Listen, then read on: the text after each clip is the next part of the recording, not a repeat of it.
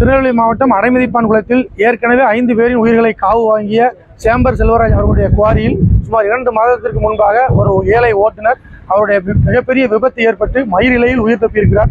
நூலிலையில் உயிர் தப்பிய அவரை காவல் நிலையத்துக்கு புகார் கொடுக்கவும் செல்ல விடாமல், உரிய இழப்பீடும் கொடுக்காமல் அவரை ஒரு தனியார் மருத்துவமனையில் முதல் உதவி செய்து வீட்டில் குத்திக் கொண்டு ஏதோ ஆடு மாடுகளை போடுவது போல கொடுத்தார்கள். இது சம்பந்தமாக நான் ஏற்கனவே அதிகாரிகள் சந்தித்து புகார் மனு கொடுத்திருக்கிறேன்.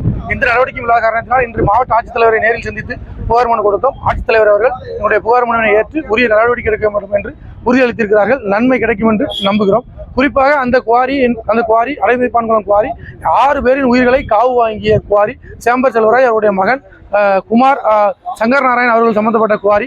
அந்த குவாரி சட்டத்துக்கு புறம்பாக செயல்படுகிறது. சுமார் 300 அடிக்கும் ஆழத்திற்கு சட்டத்திற்கு புறம்பாக மைன் செய்திருக்கிறார்கள் என்று தமிழக அரசால் பல நூறு கோடி சுமார் 800 கோடி ரூபாய் இழப்பீடு வழங்கப்பட்ட குவாரி. அந்த இழப்பீட்டு தொகையை அவர்கள் அரசுக்கு இன்னும் செலுத்தவில்லை. ஆனால் அந்த குவாரியை மீண்டும் இயக்கி வருகிறார்கள். இதற்கு புவியியல் மற்றும் சுரங்கத்துறை ஏடி எப்படி அனுமதித்தார் என்பது எங்களுக்கு தெரியவில்லை.